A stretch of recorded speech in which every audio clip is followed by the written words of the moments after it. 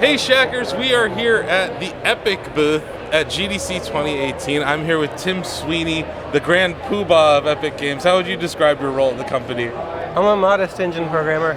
Just a modest engine programmer, working in the engine turd mines every day? I tend to my codes. So, let's talk about your engine real quick. UE4, it's having quite a great couple of years here. Yeah. You have the Nintendo Switch support for it has been amazing, and it's kind of enabled a lot of indie games to come to the platform, right? Yeah, it's been amazing. And we've seen a lot of high-end PC and console games ported to Switch and performing really, really well. Our Ark Survival Evolved was just shown here at GDC for the first time, and it's amazing. And even some legacy content on other Unreal Engine, Rocket League, made its port to Switch just last year, right? Yeah, that's right. Yeah, we're seeing a lot of awesome efforts to move games across lots of platforms. And it seems like you guys are doing this two-pronged approach at the company where you're working on engines, but at the same time you have been developing games. Everyone knows we're in the midst of Fortnite mania right now, so congratulations on that. But that's just one game that's running on your engine, right? Yeah, that's right. Since the very early days of Epic, we've always maintained both our engine and our games, and it's a very complementary process. We build games that tells us what we need to improve in our engine. We're our worst critics, and so we're constantly improving our engine based on that experience, and then engine improvements drive better games from us and from all of our partners. And you recently released an update to Unreal Engine 4, right? Yeah, we're on version 4.19. Okay. And one of the announcements at GDC was that you're making the assets from Paragon available. It's like $12 million worth of assets available for free? Yeah, that's right. It's the large majority of the characters from Paragon, all of the heroes, and with huge sets of environment art pieces, all available for all Unreal Engine developers for free. And there are no strings attached, so you can take them and build your own game of any sort. You can build a brawler, or a MOBA, or a fighting game, or machinima, anything, and use them without any limitation. I think that's one thing that maybe a few years ago people didn't realize about the Unreal Engine platform, or UE4 especially, was that there's so many assets that are there available for game developers, right? Yeah, that's right. Yeah, there's the Unreal Engine Marketplace where independent content creators make their work available for game developers to buy. And if you look at games like Ark, Survival Evolved, and PUBG, they used a lot of content from the marketplace to accelerate their development process. And these are some of the most successful games you see in the industry today. So it's a great way for a smaller team to build a bigger project. Yeah. What I think's interesting about what we're seeing with Unreal Engine 4 is it's expanding beyond just gaming. You guys have efforts that are involved in AR and VR, and some of the AR stuff overlaps with driverless car technology and machine learning. On top of that, we're seeing film and video companies using UE4. Can you talk about how you guys have looked at that from a development of the engine standpoint to make sure that it would be a tool for not just game developers, but for other people who want to do computer graphics art? Well, the amazing thing is that we didn't decide that we're going to start making our engine appeal to developers outside of the game industry. They came to us.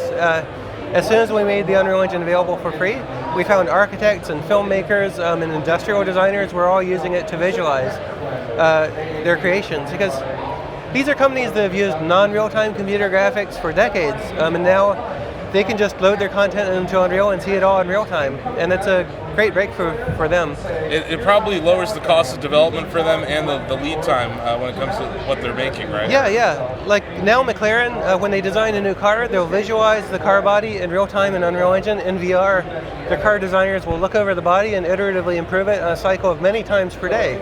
This is much better than actually having to build a physical model. Oh yeah, and it goes beyond just entertainment into engineering. Yeah, that's right. And it's pushed our engine in really exciting ways. Game developers have infinite creative flexibility. Like if we can't render a realistic carbon fiber material, we'll just use paint or wood or something else. But when Ferrari needs carbon fiber in their car visualization, you give Ferrari carbon fiber. And they've pushed us really hard, and our engine's become much better for photorealistic graphics for games as well as a result. It seems like lighting has been a focus, light effects in the last year for your team. Is that right?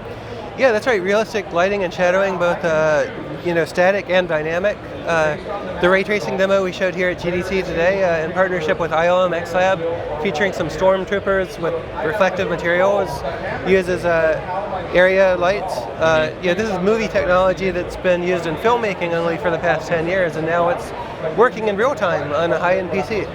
Yeah, so I'm curious about what you've been learning in the last year, through the development of Fortnite. I know we don't want to talk about Fortnite too much, but I really do think that it's one of the best pivots I've seen in video game development in a very long time.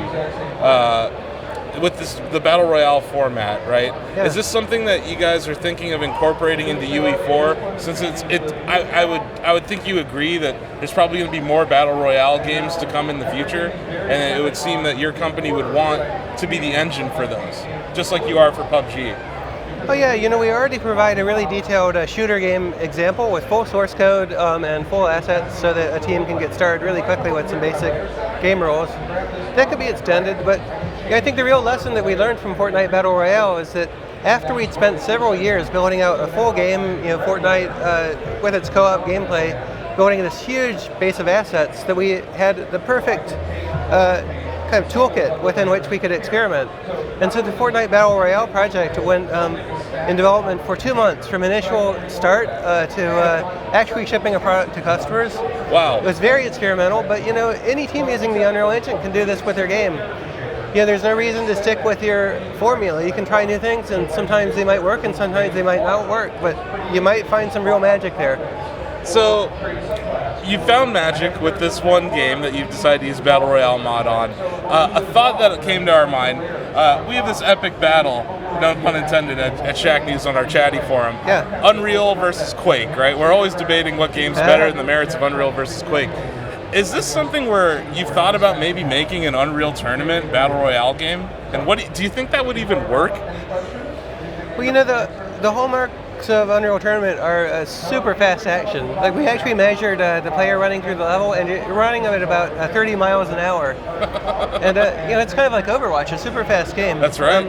I think that might be somewhat daunting to players. It's interesting. I think we're going to see a lot of twists in Battle Royale. Any type of shooter, past, present, future, stylized, could be tried that way. Also, games that aren't even shooters could be attempted, with this game mode. Like, what does the idea of a 100-player open-world experience mean for a driving game? I was joking around with people. You know how they haven't made an F-Zero game in God knows how long? Yeah. An F-Zero Death Race Battle Royale would be very fun.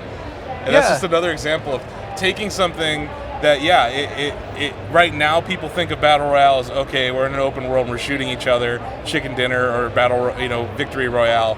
But I think it could be applied to other genres in a way to make it a very completely different but still unique experience. That's right. The whole game industry is companies building on each other's past ideas. You can find elements in every shooter today that trace back to Wolfenstein and Doom, and to Halo, and to Call of Duty, and to PUBG, and it will continue on. Another game mode that this reminds me of that Epic had some success with. I don't want to say you invented anything, but you popularized Horde mode with the Gears of War franchise, and then we saw a lot of other games start to make Horde modes. This reminds me of that in a sense, where we're seeing Battle Royale, but it's just we have another game mode now. I think technology led us to this point where 10 years ago we weren't thinking 100 people could be in one instance together, right?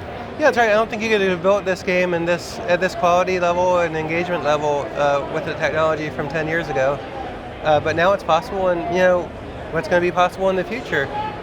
Yeah, no, I'm glad you brought that up, because I'm interested in what your thoughts are on the future of VR development and AR development, and how Unreal has really been a driving force of that.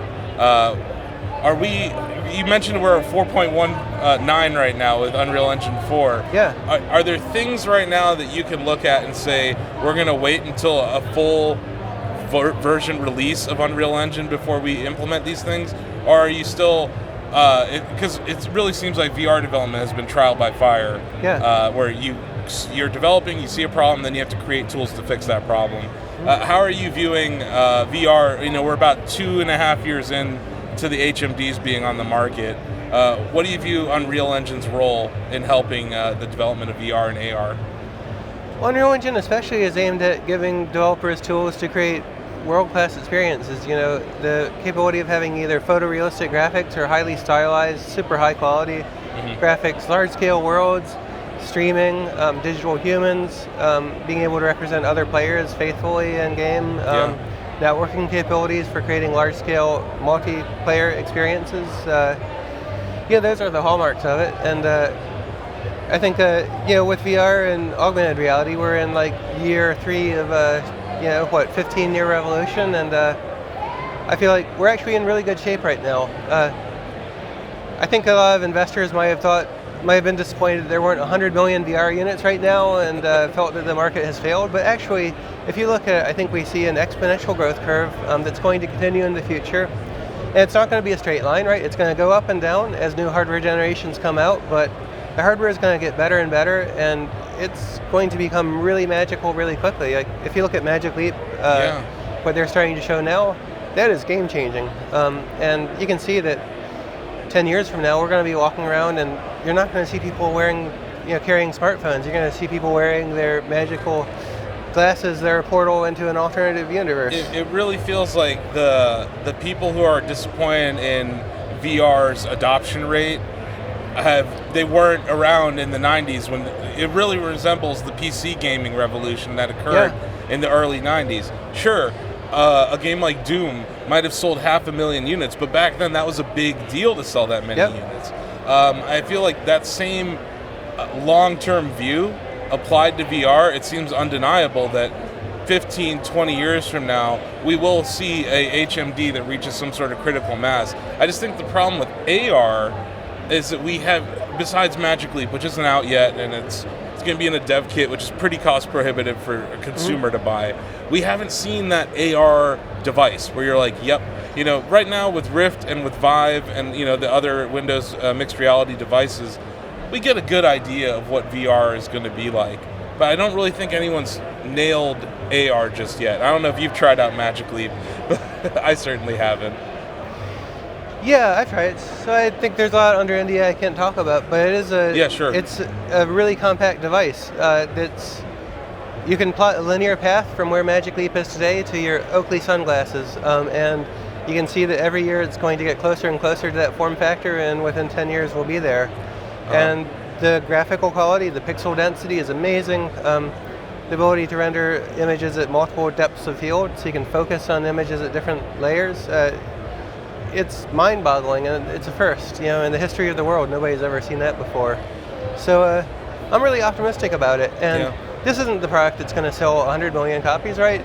Maybe it's this is the 1 million unit version, and the next one might be the 10 million unit version one, and 100 million here and 100 million there, and pretty soon you have a serious user base. What I think investors have really missed just conceptually about this is that for a small indie dev that's maybe using UE4 to make a VR game, if there's an addressable market of 1 million or 2 million headsets out there, and you sell your game for $20, you can make a decent amount of money for 2 guys living in an apartment somewhere. Oh, that's right, yeah. So I feel like and that's where it really does resemble the old days of PC development. If you look at your company when it started, or id Software when they started, very small groups of guys that were eating pizza and staying up late coding. I think a lot of investors have judged the situation unfairly because they looked at iPhone, and when that came out, it pretty quickly gotten up to tens and then hundreds of millions of units. But they were replacing Nokia smartphones, and everybody had a smartphone. There were a billion of them at that point, and so that's not a fair comparison. I'd point everybody to the first year of the commercially available personal computer, and 1977 with the Apple II. They sold 27,000 computers. Yeah. That was the start of the revolution, and now they're 3.5 billion. Yeah, I remember I saw an ad. It was like an old ad from the '80s for Apple, and it's like thousands of people have experienced the Apple computer, Yeah, exactly. and they were like pounding their chests about that success. Yeah. The fact isn't, the important thing isn't the number of users there. It's the fact that there's an exponential curve that's going to go from here, and it's not going to stop until it reaches all humanity. And I think if you look at the people who do own HMDs, they're very satisfied with their HMDs. I think a number for folks to focus on right now would be customer satisfaction. Yep. And it seems like people are really excited about these HMDs that have them. So it's really an enthusiast culture that's going to swirl around until affordability shows up, until maybe the tech catches up. I know Google has some higher res screens they're showing off. Yeah, and ease of use, ease of setting up the hardware, ease of accessibility, the screen resolution, the responsiveness, the reduction of motion sickness. There are 30 dimensions that these can improve, and if each generation incrementally improves, then in a few years you're going to have a product for 100 million users. Yeah, it's really, these are things that come over iteration, and it's a matter of time. It's like we've had the innovative moments, and there's still more groundbreaking events to occur. I think what we're seeing with wireless, untethered VR headsets is going to be huge. But yeah, what other tech do you think that we're kind of waiting on to get to a critical mass HMD? Like, what are some of if you had a wish list for hardware makers, what would that be? Well, resolutions have to improve pretty quickly because there's still a factor of 4 or 8 less than what you'd really expect to see a simulation of reality. Also, just the real hard trade-off is going to be having a really convenient, compact form factor, but enough performance to give you a really immersive experience. Mm-hmm. And right now we have the PC experience, which is super awesome and high-end, but a little bit clunky because of the setup and cables. And then you have the mobile experience, which is still pretty underpowered. That's right. And we're going to have to bridge that gap before it can get to the 100 million unit level. It really feels like we're developing mobile and tethered VR in parallel, and eventually they will converge when the technology allows for it. Yeah, that's right. We're going to need really, really fast mobile GPUs. That's the bottom line. So we need NVIDIA to ramp up their Tegra development? NVIDIA's kicking butt with their hardware. Their mobile devices are the best in the industry by far. If you look at what's powering the Switch and these other things, I know, it's amusing because the chipset, I think it's a customized system on a chip for Switch, but it's older tech. That people are really now figuring out how to develop for. It wasn't in the right product originally, I don't think. Yeah. So you have a Switch? No, I don't have a Switch. I borrow one from time to time. Hey, get him a Switch. Nintendo, come on. I hardly ever play games. Really? I play games just enough to understand what they're doing and learn lessons from what we can build into our technology. But I've never been much of a gamer. So are you not playing much Fortnite then? I've played over 200 games of Fortnite. I've not won yet. You haven't got a victory royale yet? Okay, so maybe we should do like a special stream where we have you come on and we'll get you a victory royale. It's not the same if you carry me. Come on. We got some pretty good players in the Shack. I wanted to ask you because Epic Games is 40% owned by, correct me if I'm wrong, Tencent owns 40% of Epic Games, right? Yeah. And over the last few years, they've added to their stake, right? It was smaller, and then I think they doubled it or something. The only thing that was announced was their investment in 2012. Okay, so they own about 40% of the company. Yeah. As someone who's operating the company, have you seen any difference? And are they kind of very silent partners, or how would you describe the relationship working with them? Yeah, they're just going around and making investments in companies that they think have potential in the industry. They've been a good partner in giving us advice, but we don't see them all that much, actually. We have been coordinating a lot with respect to our plans of our games being, to be operated in China. And they're a great partner in that respect. They've given us, and when we started in this generation, our previous generation was a generation of being a console developer building Gears of War, and Microsoft was our big publishing partner there. They were a publisher rather than an investor. But going into this generation, we decided we really wanted to build games that we could constantly improve in tandem with players over the course of many years. Games as a service and a new business model. Because we got really frustrated by building a Gears of War game, shipping it, and then getting all this player feedback and being like, well, thanks. we'll consider that for our next version that will ship in 3 years. That's right. And so they've been a great partner in giving us advice on how those games work and how to approach design and business decisions, and they've been a really good complimentary supporter of Epic throughout that whole time. That's good to hear. And it's interesting you brought up that really the change from Xbox 360, PS3, Wii, what that era of development, even that era on PC, was that you shipped a game. Okay, you might release some DLC or a patch here and there, but you weren't going to do some groundbreaking changes to the gameplay or new modes. With Fortnite and with a lot of games in this current realm that we're in, it has shifted to games as a service. Yeah. What do you think drove that? Was it just the ability for you guys as a developer to have the freedom to do that and not working with a partner? Was that what allowed you to do that? Or was it just something where it was inevitable? You were getting all this feedback, and it was just something that was kind of in the back of your head, even when you were developing those Gears games. It's just a better way to build games. We were doing this back in the original Unreal Tournament days in 1999. We released the game and then continued to improve it for more than 18 months after release. The problem was there was no more money coming in to support the game because we'd sold it at retail. So the game industry was really trapped into this retail sales cycle for a long time where you released a game in a box, people bought it, you get a lot of money, and then nothing more for several years. Getting away from that, especially to games where people can pay nothing or a variable amount of money to get in, it's a really wonderful model there. Like with Fortnite, anybody can go download the game for free and start playing, and if you like the game, you can buy cosmetic items that make your character look cooler. But you don't get any gameplay advantage. The game is completely fair, and there are no elements of pay to win. And yet, people still support it.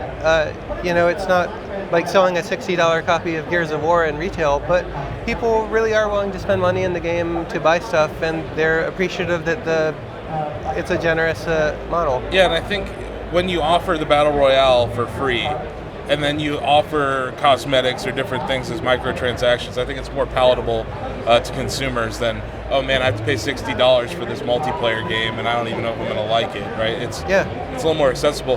One last thing, you just released Fortnite on mobile recently. I know you're not the lead dev on Fortnite or anything, but it's interesting to me that it came to mobile games before it did Switch. Can you talk about Unreal Engine can run on Switch, right? Yeah, we support Switch in the Unreal Engine. So is it just a matter of time for Fortnite to come to Switch? Because I think that would be peak Fortnite mania, for being honest here. Let us get back to you on that. Okay, so a little please understand from Tim there. Awesome. Well, thank you very much for your time, Tim. Can you tell everyone to do it for Shacknews? What's that? Do it for Shacknews. Do it for Shacknews. Oh, yeah.